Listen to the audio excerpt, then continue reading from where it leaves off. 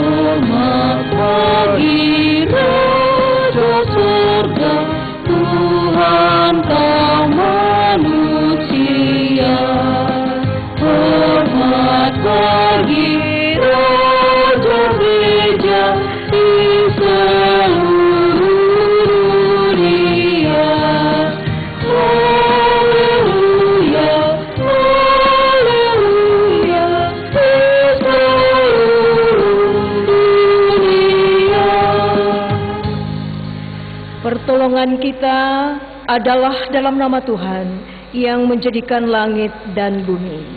Amin. Salam sejahtera bagi kamu sekalian. Dan bagimu juga. Marilah sidang jemaat Tuhan, dengan rendah hati kita membuka diri kita, mengaku dosa-dosa kita di hadapan Tuhan, untuk menyambut pendamaian yang telah Dia kerjakan di dalam Kristus. Bila kurenung dosaku.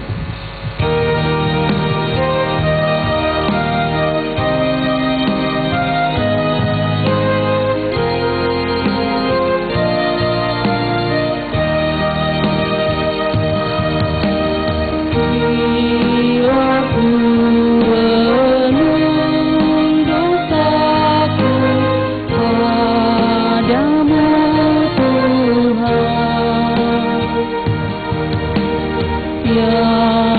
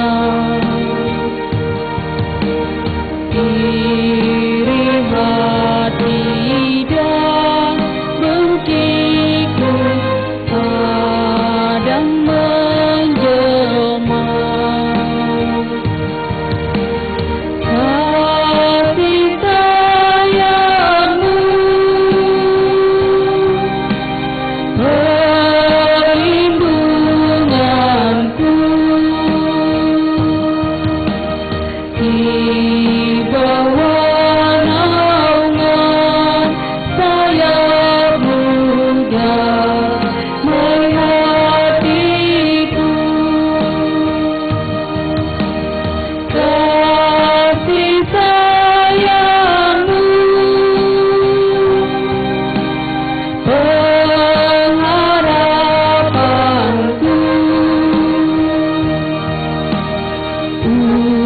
ucapan kasih setiamu selalu ku rindu. Dengarlah berita anugerah, sebab jikalau kita ketika masih seteru diperdamaikan dengan Allah oleh kematian anaknya, lebih-lebih kita yang sekarang telah diperdamaikan pasti akan diselamatkan oleh hidupnya. Amin. Mari jemaat Tuhan, kita bangkit berdiri merespon berita anugerah dengan melakukan kudu beri belas kasihan.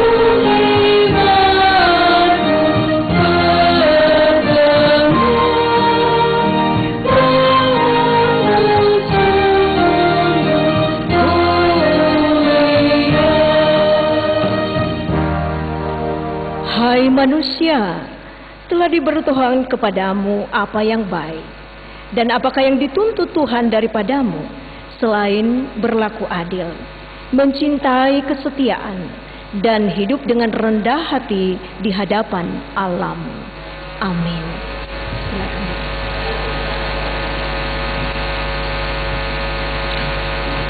Tiba saatnya kita akan melakukan Mazmur berbalasan.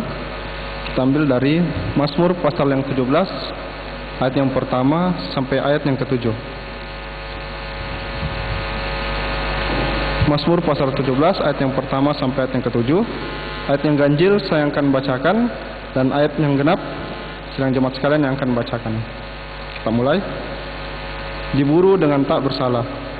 Doa Daud. Dengarkanlah Tuhan perkara yang benar, perhatikanlah seruanku. Berilah telinga akan doaku, dari bibir yang tidak menipu. Daripadamulah kiranya datang penghakiman, matamu kiranya melihat apa yang benar. Bila engkau menguji hatiku, memeriksanya pada waktu malam, dan menyelidiki aku, maka engkau tidak akan menemui sesuatu kejahatan, mulutku tidak terlanjur. Tentang perbuatan manusia, sesuai dengan firman yang engkau ucapkan, aku telah menjaga diriku terhadap jalan orang-orang yang melakukan kekerasan. Langkahku tetap mengikuti jejakmu, kakiku tidak goyang. Aku berseru padamu, karena engkau menjawab aku ya Allah. Sendingkanlah telingamu kepadaku, dengarkanlah perkataanku. Tunjukkanlah kasih setiamu yang ajaib, ya engkau yang menyelamatkan orang-orang yang berlindung pada tangan kananmu terhadap pemberontak. Amin. Untuk meresponi pembacaan Mazmur kita, mari kita melakukan pujian dari pelengkap Kidung Jemaat nomor 248 ayat yang pertama. Ya Tuhan, Engkau perlindunganku.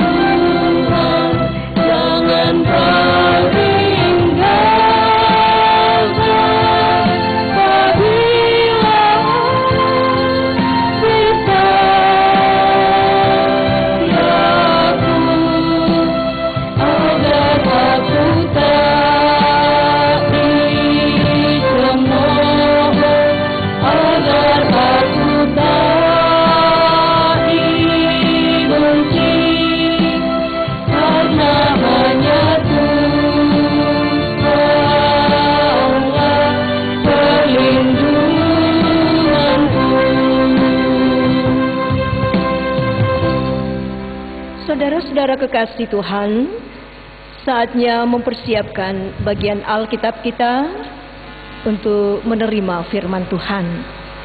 Pembacaan kita yang pertama, saudara-saudara, dari Kejadian pasal 32 ayat 22 sampai 32. Bacaan yang kedua dari Roma pasal 9 ayat 1 sampai ayatnya yang ke-5.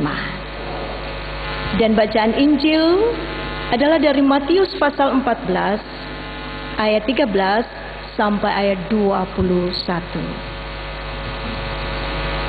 Saudara-saudara, jika semua bagian Alkitab telah tersedia, mari kita berdoa. Ya Tuhan, kami telah siap untuk mendengar, menyelami kebenaran firman-Mu. Ya Roh Kudus, penuhi kami semua, isi hati kami, sehingga kami memperoleh hati yang paham tentang firman. Berkati kami hamba-Mu yang telah berdiri di hadapan-Mu. Perkenankan kami memberitakan firman-Mu dalam kehendak-Mu. Berkati semua jemaat yang boleh menikmati firman Tuhan pada saat ini. Ampuni dosa kami Tuhan, berbicaralah kepada kami, kami siap mendengar. Dalam nama Tuhan Yesus kami berdoa. Amin.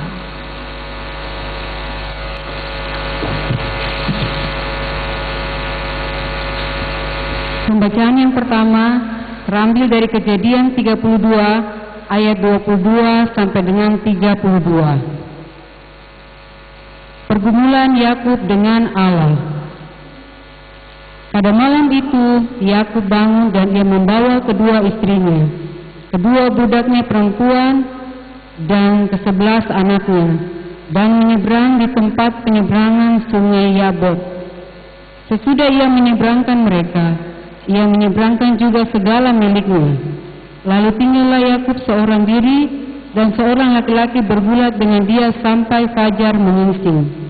Ketika orang itu melihat bahwa ia tidak dapat mengalahkannya, ia memukul sendi pangkal paha Yakub, sehingga sendi pangkal paha itu terpelocok ketika ia bergulat dengan orang itu.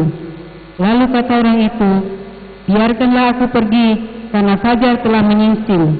Sahut Yakub, "Aku tidak akan membiarkan engkau pergi jika engkau tidak memberkati aku." Bertanyalah orang itu kepadanya, "Siapakah namamu?" Sahutnya, "Yakub."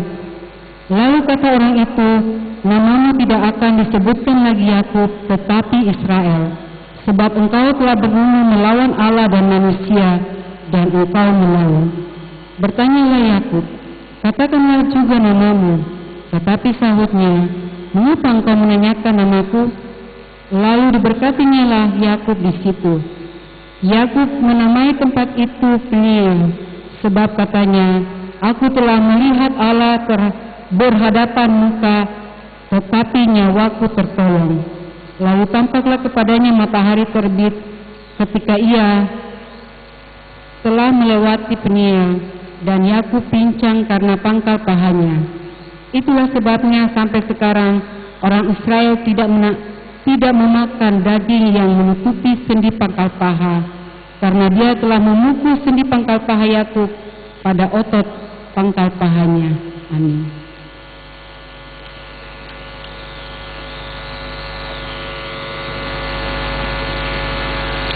Pembacaan kita yang kedua dari Roma pasal 9 ayat yang pertama sampai ke-5. Firman Tuhan, pilihan atas Israel. Aku mengatakan kebenaran dalam Kristus, aku tidak berdusta, suara hatiku turut bersaksi dalam Roh Kudus, bahwa aku sangat bersukacita dan selalu bersedih hati. Bahkan aku mau terkutuk dan terpisah dari Kristus demi saudara-saudaraku, kaum sebangsaku secara jasmani. Sebab mereka adalah orang Israel, mereka telah diangkat menjadi anak, dan mereka telah menerima kemuliaan dan perjanjian-perjanjian dan hukum Taurat dan ibadah dan janji-janji. Mereka adalah keturunan bapa-bapa leluhur yang menurunkan Mesias dalam keadaannya sebagai manusia yang ada di atas segala sesuatu, Ia adalah Allah yang harus dipuji sampai selama-lamanya. Amin.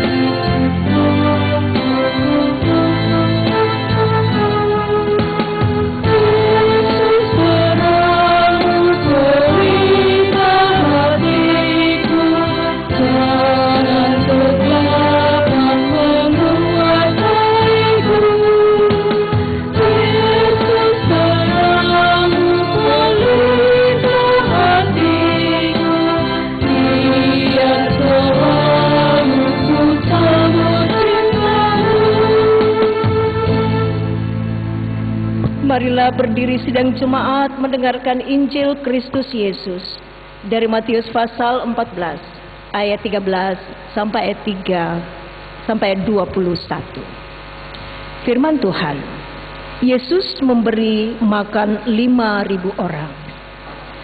Setelah Yesus mendengar berita itu, menyingkirlah ia dari situ dan hendak mengasingkan diri dengan perahu ke tempat yang sunyi. Tetapi orang banyak mendengarnya dan mengikuti dia dengan mengambil jalan darat dari kota-kota mereka. Ketika Yesus mendarat, ia melihat orang banyak yang besar jumlahnya. Maka tergeraklah hatinya oleh belas kasihan kepada mereka, dan ia menyembuhkan mereka yang sakit. Menjelang malam, murid-muridnya datang kepadanya dan berkata, "Tempat ini sunyi dan hari sudah mulai malam. Suruhlah orang banyak itu pergi supaya mereka dapat membeli makanan di desa-desa." Tetapi Yesus berkata kepada mereka, "Tidak perlu mereka pergi, kamu harus memberi mereka makan." Jawab mereka, "Yang ada pada kami di sini hanya 5 roti dan 2 ikan." Yesus berkata, "Bawalah kemari kepadaku." Lalu disuruhnya orang banyak itu duduk di rumput. Dan setelah diambilnya 5 roti dan 2 ikan itu, Yesus menengadah ke langit dan mengucap berkat, lalu memecah-mecahkan roti itu dan memberkatinya dan memberikannya kepada murid-muridnya. Lalu murid-muridnya membagi-bagikan kepada orang banyak, dan mereka semuanya makan sampai kenyang. Kemudian orang mengumpulkan potongan-potongan roti yang sisa, 12 bakul penuh. Yang ikut makan kira-kira 5.000 laki-laki, tidak termasuk perempuan dan anak-anak. Demikian firman Tuhan. Pure sumangga puang.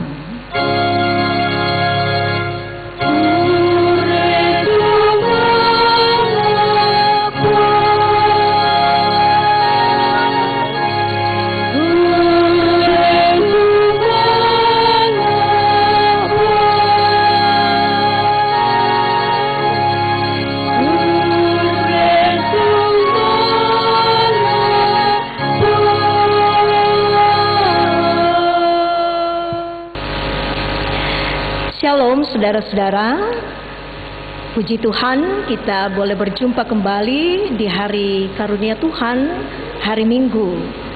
Nah saudara-saudara, saya percaya kita semua tetap berada di dalam pemeliharaan Tuhan dan kasih setia Tuhan. Hari ini saudara-saudara kita berada dalam tema tertolong karena anugerahnya. Apakah anugerah itu? Anugerah adalah pemberian cuma-cuma yang diberikan oleh yang berkuasa dalam kehidupan kita. Kita akan belajar lebih jauh tentang anugerah melalui perjalanan hidup dari seorang Yakub.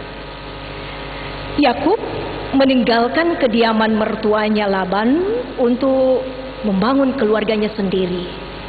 Karena itu ia memilih untuk kembali ke kampung halamannya. Itu berarti bahwa Yakub akan berjumpa dengan saudaranya yaitu Esau. Nah, teks bacaan kita saudara-saudara yang menjadi bacaan utama adalah Kejadian pasal 32. Nah, di sini diceritakan tentang Yakub tiba di sungai Yabok. Nah, saudara-saudara, sedikit untuk mengenal di mana letak Sungai Yabok itu kita perhatikan. Dan Sungai Yabok ini adalah anak Sungai Yordan. Nah, pasal 32, saudara-saudara, memulai perikop ini dengan judul Yakub takut bertemu dengan Esau. Nah, apa sebabnya, saudara-saudara? Pasti saudara tahu kan mengapa Yakub takut? Ya, karena Yakub telah mengambil berkat anak sulung dari tangan Esau. Saudara, saya mau ngajak kita untuk membaca Kejadian pasal 27 pada ayat yang ke-36. Di situ dikatakan, kata Esau, "Bukankah tepat namanya Yakub, karena ia telah 2 kali menipu aku. Hak kesulunganku telah dirampasnya, dan sekarang dirampasnya pula berkat untukku." Bisa dibayangkan, saudara-saudara, betapa marahnya Esau ketika ia ditipu oleh saudaranya sendiri. Hak kesulungannya diambil, saudara-saudara.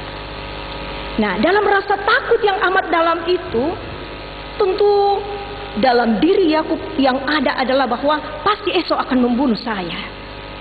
Nah, dalam bahasa anak muda zaman sekarang, pasti anak muda akan berkata, masih mau kok menipu kakakmu. Pasti dia marah. Nah, saudara-saudara, mari kita perhatikan apa yang Yakub alami ketika mereka sampai di Sungai Yabok, mendekati untuk sampai ke kampung halamannya. Saudara, saya ingin mengajak kita dulu untuk memahami apa arti Yabok itu. Yabok dalam bahasa Ibrani disebut dengan kata Yabok, dan itu berarti pengosongan atau mengosongkan. Rupanya Tuhan Allah mau membawa Yakub ke dalam suasana di mana ia bisa mengalami yang namanya pengosongan diri. Nah, pertanyaan saudara-saudara, apa yang harus dikosongkan oleh Yakub dan bagaimana caranya?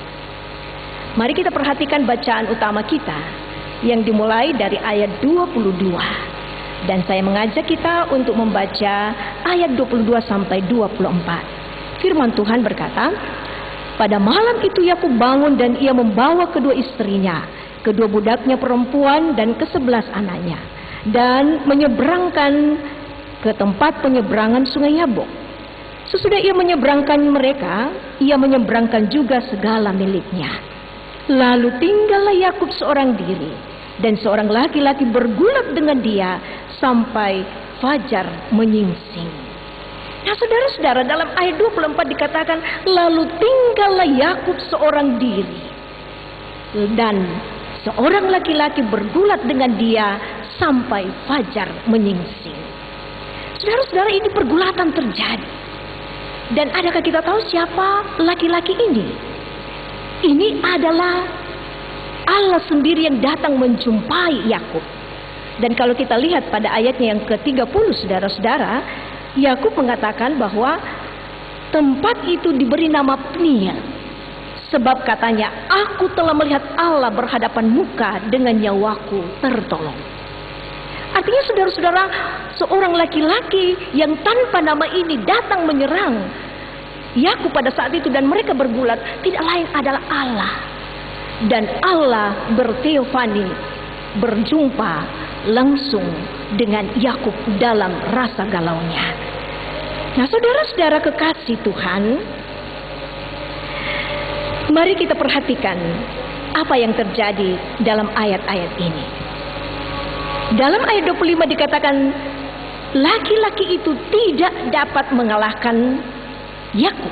Perhatikan, laki-laki itu tidak dapat mengalahkan Yakub. Lalu memukul sendi pangkal paha Yakub dan terpelecok. Nah, ini kalau dalam bahasa Toraja ini namanya salah urat. Jadi bayangkan, saudara-saudara, ya, Yakub pada saat itu berada dalam suasana yang tidak stabil kesehatannya. Dan ayat 26 saudara-saudara dikatakan bahwa laki-laki itu mau pergi meninggalkan Yakub. Tapi perhatikan reaksi Yakub. Dia katakan, "Aku tidak akan membiarkan engkau pergi jika engkau tidak memberkati aku." Dari ayat ini, saudara-saudara, kita dapat menggali lebih dalam.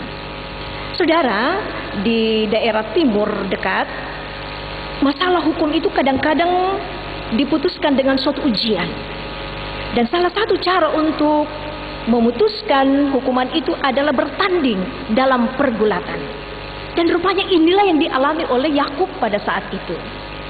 Namun saudara-saudara, kita harus ingat bahwa pergulatan yang dialami oleh Yakub ini bukanlah pergulatan biasa, tetapi pergulatan yang bisa disejajarkan dengan pergumulan rohani.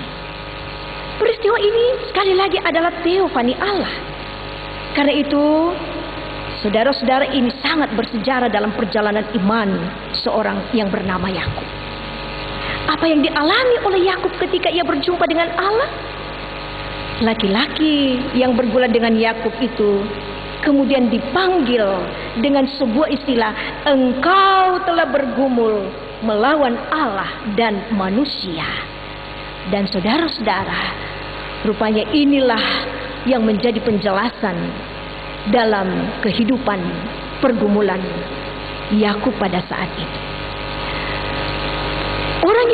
Orang yang bertarung dengan Yakub dikatakan tidak dapat mengalahkan. Itu berarti saudara-saudara, ia bukan kalah, tetapi dia tidak dapat mengalahkan Yakub.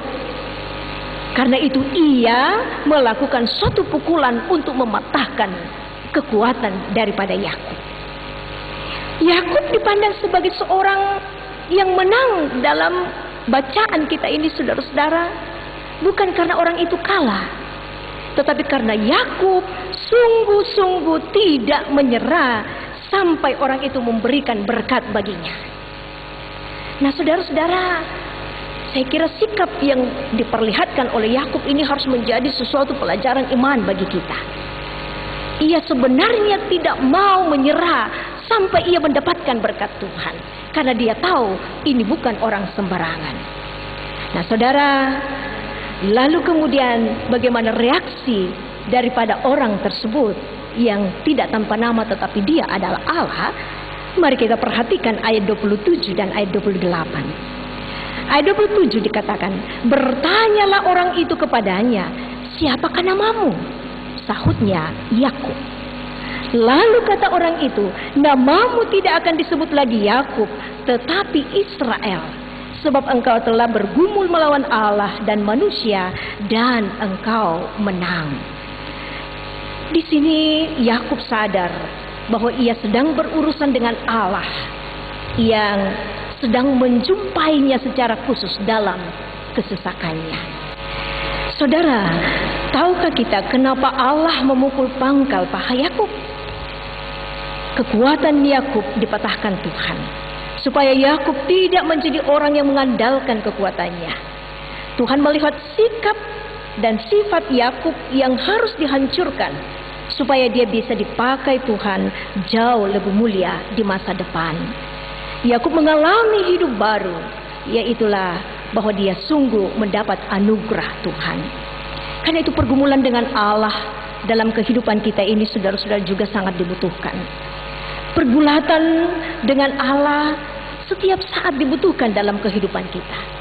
Tetapi mari kita contoh Yakub, dia tidak menyerah, saudara-saudara. Karena itu jangan menyerah, karena Allah sedang merancang kita untuk menjadi pemenang.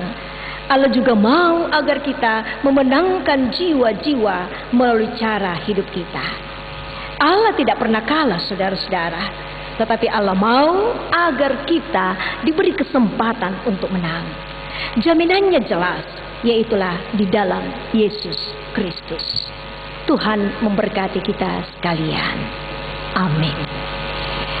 Saudara-saudara, sejenak kita tunduk untuk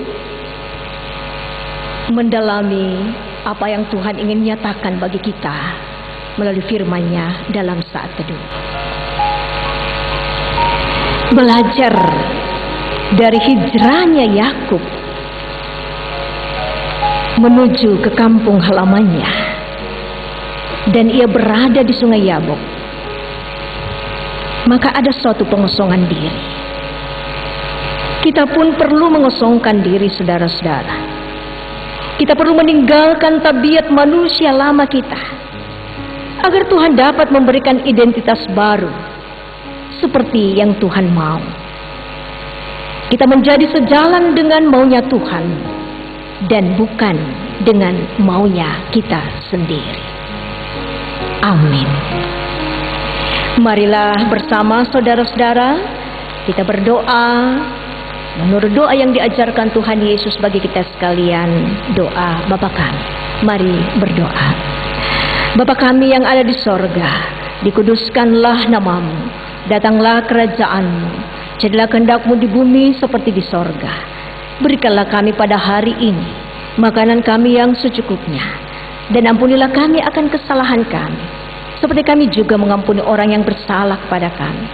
Dan janganlah membawa kami ke dalam pencobaan, tetapi lepaskanlah kami daripada yang jahat. Karena Engkau yang punya kerajaan dan kuasa dan kemuliaan sampai selama-lamanya. Amin. Mari bangkit berdiri jemaat Tuhan. Kita bersama-sama mengungkapkan pengakuan iman kita berdasarkan pengakuan Nisia Konstantinopel. Mari kita mulai. Aku percaya kepada satu Allah, Bapa yang Maha Kuasa, Pencipta langit dan bumi, segala yang kelihatan dan yang tidak kelihatan. Dan kepada satu Tuhan, Yesus Kristus, Anak Allah yang tunggal, yang lahir dari Sang Bapa sebelum ada segala zaman. Allah dari Allah, terang dari terang, Allah yang sejati dari Allah yang sejati, diperanakan, bukan dibuat, sehakikat dengan Sang Bapa, yang dengan perantaranya segala sesuatu dibuat, yang telah turun dari sorga untuk kita manusia dan untuk keselamatan kita, dan menjadi daging oleh Roh Kudus dari anak darah Maria, dan menjadi manusia, yang disalibkan bagi kita di bawah pemerintahan Pontius Pilatus, menderita dan dikuburkan, yang bangkit pada hari ketiga sesuai dengan isi kitab-kitab, dan naik ke sorga, yang duduk di sebelah kanan Sang Bapa, dan akan datang kembali dengan kemuliaan untuk menghakimi orang yang hidup dan yang mati, yang kerajaannya takkan berakhir. Aku percaya kepada Roh Kudus yang jadi Tuhan dan yang menghidupkan, yang keluar dari Sang Bapa dan Sang Anak, yang bersama-sama dengan Sang Bapa dan Sang Anak disembah dan dimuliakan, yang telah berfirman dengan perantaraan para nabi. Aku percaya satu gereja yang kudus dan am dan rasuli. Aku mengaku satu baptisan untuk pengampunan dosa. Aku menantikan kebangkitan orang mati dan kehidupan di zaman yang akan datang. Amin. Silakan duduk kembali.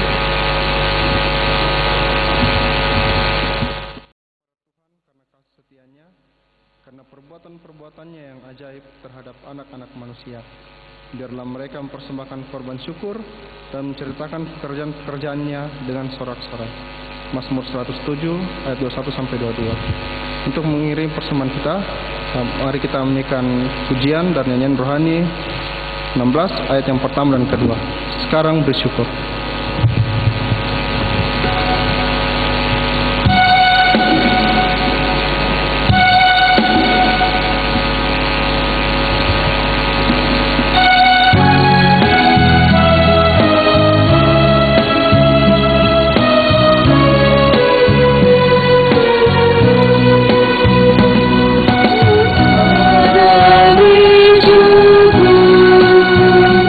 Bersama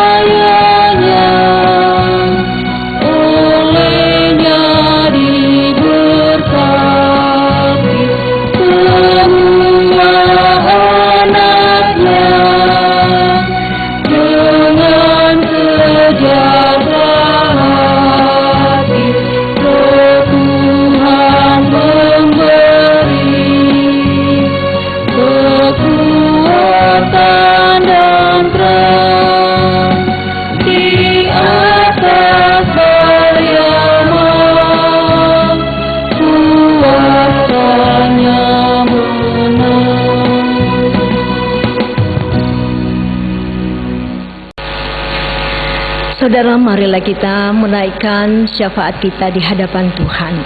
Mari satu dalam doa. Bapa kami yang ada di sorga, segala pujian dan syukur kami persembahkan di hadapan hadirat-Mu. Dalam sukacita ibadah kami pada hari Minggu ini, kami percaya Tuhan berada bersama dengan kami dan memberkati setiap ibadah-ibadah yang berlangsung dimanapun saat ini. Bersyukur untuk firman-Mu yang Engkau perdengarkan bagi kami sekalian, di mana kami boleh belajar bahwa Tuhan, Engkau sungguh baik bagi kami. Kadang-kadang Engkau mematahkan berbagai hal yang kami andalkan sebagai kekuatan kedagingan kami, tetapi kemudian Engkau mengisinya dengan kekuatan daripada-Mu saja. Kami bersyukur Engkau senantiasa menyatakan anugerah bagi kami sekalian.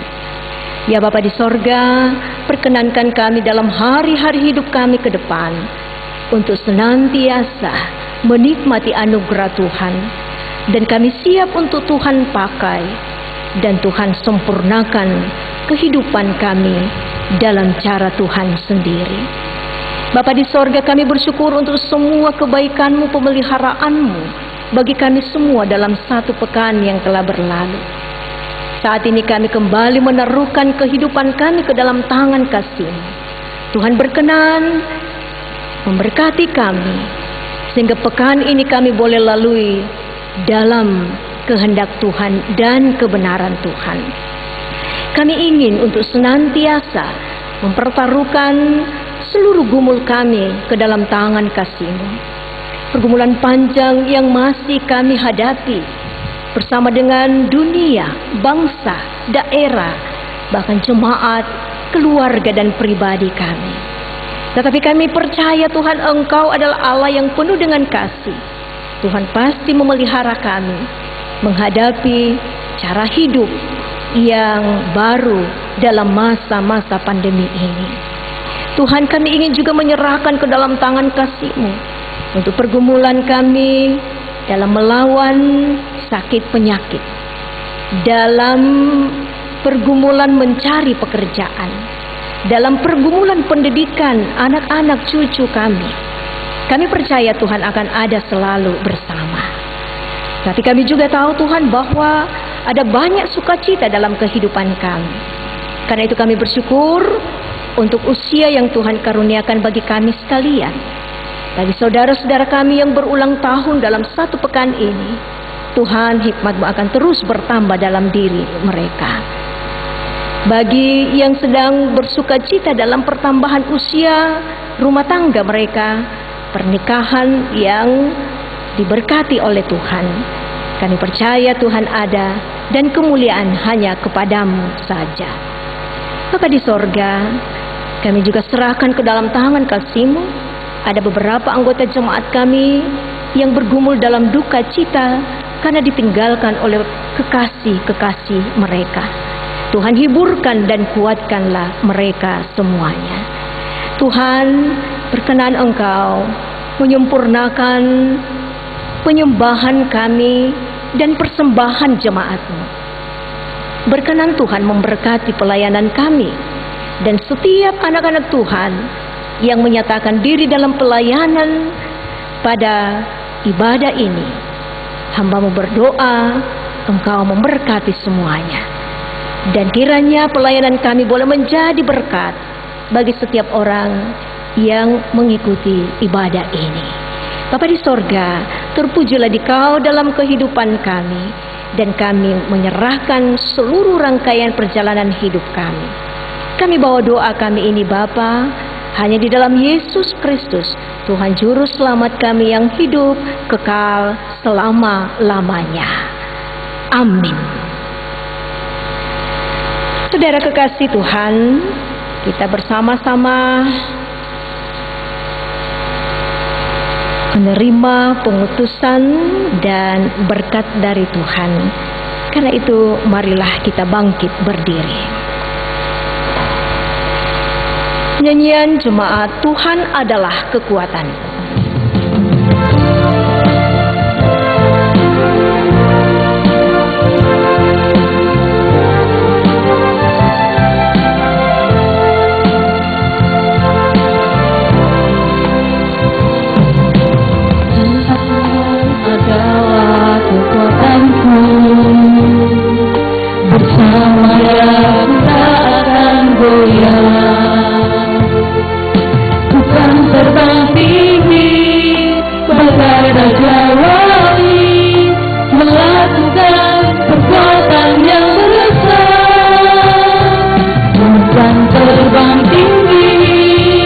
sebagai raja wali dan melayang tinggi dalam kemuliaannya. Biar bumi bergoncang dan badai menerpa, Tuhan terbang tinggi bersama Dia.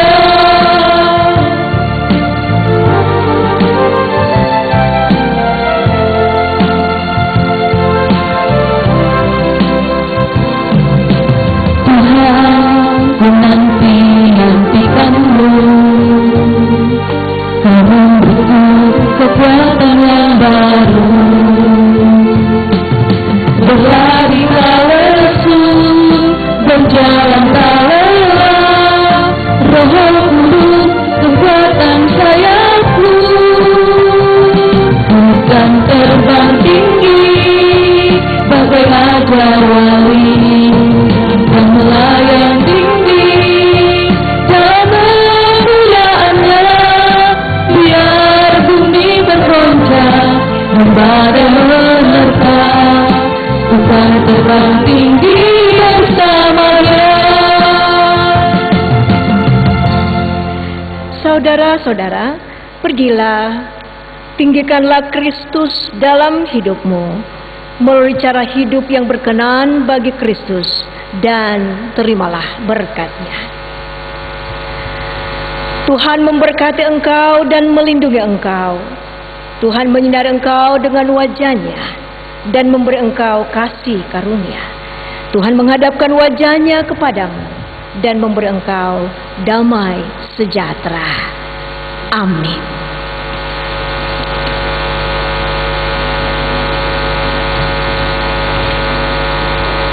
Terpujilah Tuhan Allah kita yang mulia. Di tengah ibadah raya kita pada hari ini, kita bersyukur kepada Tuhan yang telah mengutus hamba-Nya Ibu Pendeta Christina Manginti MPH yang telah membawakan firman kita pada pagi hari ini.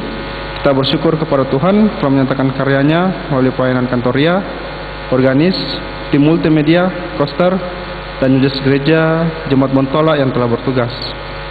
Kembalilah dengan penuh sorak-sorai atas kemenangan iman. Tuhan memberkati kita. Untuk menutup ibadah kita pada pagi hari ini, mari kita mengangkat pujian dari nyanyian rohani 163 ayat yang pertama dan kedua. Hai janganlah berjalan.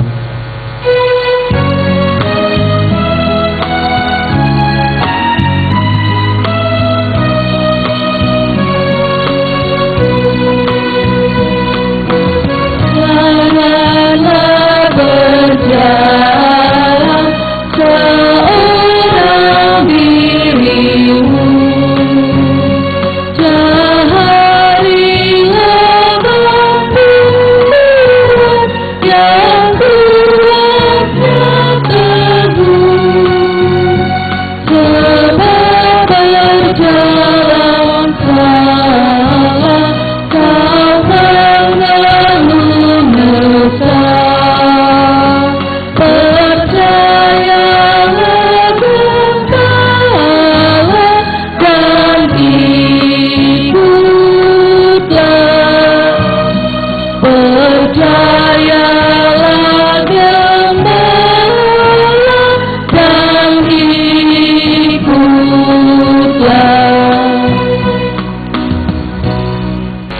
Demikianlah ibadah kita. Selamat hari Minggu. Tuhan Yesus memberkati.